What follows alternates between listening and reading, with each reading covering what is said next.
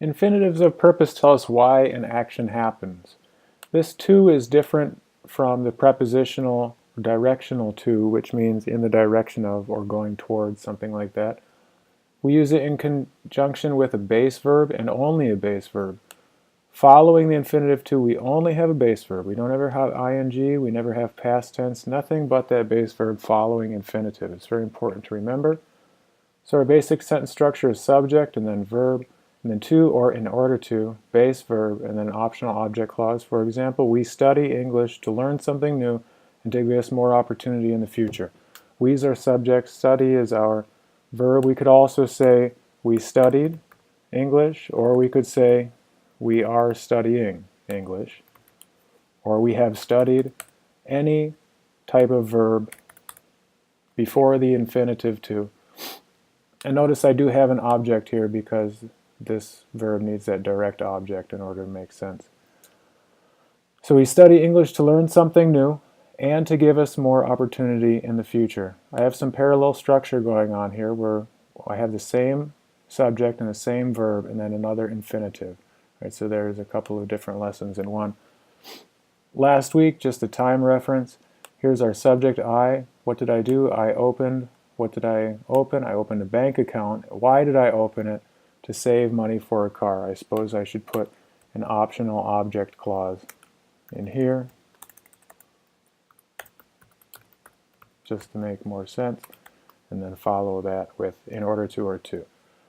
Next one, they went to the beach to enjoy their day off. Or, again, they went to enjoy their day off. Where did they go? They went to the beach. Right, there the subject, went is our verb, and then to the beach is our optional object clause followed by infinitive to, and then base verb again, and optional object clause. Okay. Should be pretty simple to understand that. As long as you use the base verb here and follow these simple grammar patterns, it should be fairly easy. Next one, past perfect and simple past are both used to talk about the past. Excuse me, present perfect and simple past are both used to talk about the past. Present perfect. And this might be confusing or sound weird because we call it the present perfect, yet it's used to talk about the past. It's used to talk about something that happened, and previously I talked about the present perfect used when we talk about something that happened several times in the past and something that might happen again in the future. Here we're using the present perfect to talk about something that happened at an unspecified time in the past. So we know that it happened in the past, but we don't know exactly when it happened in the past, right? So we have our subject plus have or has, and then the verb 3 or past participle and an optional object clause. Or we could say subject, have or has not, and then verb 3, optional object clause, and yet. So if we use the word yet, that means it might happen in the future, or we're expecting it to happen in the future, but it has not happened as of now. For example, I have never been to the moon. I as a subject, have never, right? We could say I've not been to the moon yet. Of course, it's probably not going to happen in the future, so I've never been to the moon. Not in my whole life have I been to the moon. My sister has flown to Egypt 4 or 5 times. My sister is our subject. Because that's a third person singular, we use has, and then still just that verb 3, always verb 3 following have or has with the present perfect.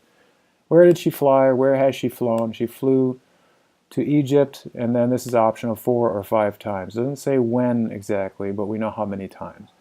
We have visited my grandmother every year since I was little. Since, this word here, since, is a hint. Remember that if we have since, then we're going to most likely use the present perfect. Okay? We visited my grandmother every year since I was little. Or we could put since I was little at the beginning. And again, we need to use the present perfect and not the simple past when we use the word since. That's a major hint there. I haven't eaten yet. That's our second sentence structure here. I have not eaten yet. We haven't finished our exams yet. We will finish, we are likely to finish, but as of this very moment, we have not yet finished them. If we want to make a question out of that, we put the have or the has at the beginning of the sentence, followed by the subject, and then the verb 3 or the past participle. Follow that by the optional object clause and a question mark. Have you ever seen the Great Wall of China? This means in your life, have you ever gone, did you go to, have you ever been to the Great Wall of China? Right, in your whole life at any point. Has your dad talked to you about what you're doing during the term break, excuse me. Has your dad talked to you about what you're doing during the term break? At any point in time, did your dad talk to you about your plan for the term break? Finally, have Mark and Sherry gotten married yet? So they're likely to get married in the future because we do have yet there.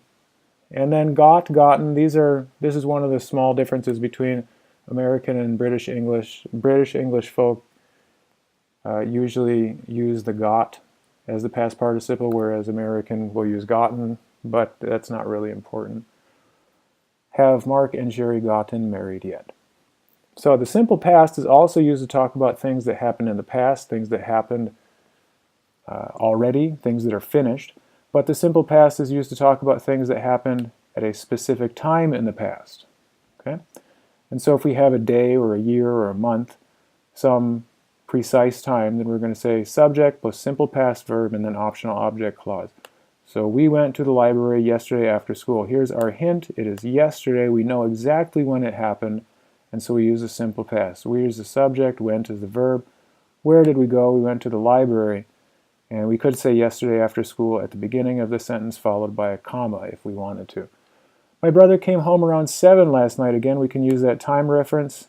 At the beginning of the sentence, follow it by a comma. The subject is my brother. And since we know exactly when it happened or around what time it happened specifically, we'll use the simple past. He came home around 7. I was born in 1999. We know when it happened. We can put in 1999 and then comma to start the sentence. The subject is I.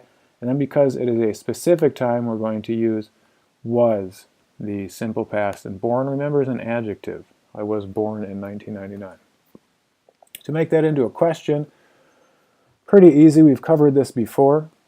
So we'll use a WH word optional, or we could start our question with did.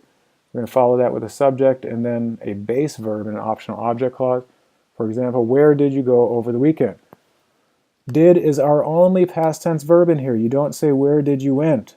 You don't say where did you went, where do you went. You don't say where do you go for the past tense. Where did is our past tense. Where did you go over the weekend or this past weekend?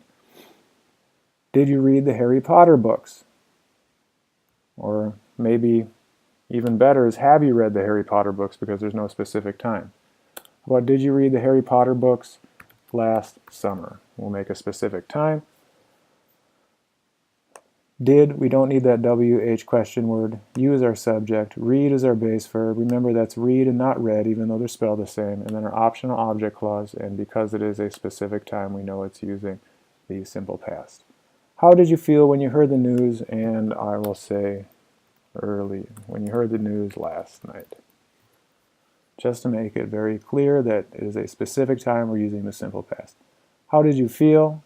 This is our past tense verb right here, did. How did you feel? Remember that's base verb, and then this is optional object clause, and here's our time reference telling us it's a specific time, so we use the simple past. Once again, if it's a specific time, if the time is mentioned, if there's a year or a month or a time or a day or some sort of time reference, then we're going to use a simple past. If we're making a question, do changes to did, and that's our only past tense verb in the question. If it's an unspecified time, then we're going to use the present perfect. Even though it's called present, it is used to talk about things that happened in the past, right? If you want to say that you've not yet done something, meaning that up to this point you have not done it, but you might do it in the future, use this sentence format here. To make a question, have, has, subject, verb 3, question mark. And again, there's no specific time there. Up here, infinitives of purpose, they tell why an action happens. And remember, very important, that you have only the base verb here. No ing, no ed, nothing like that.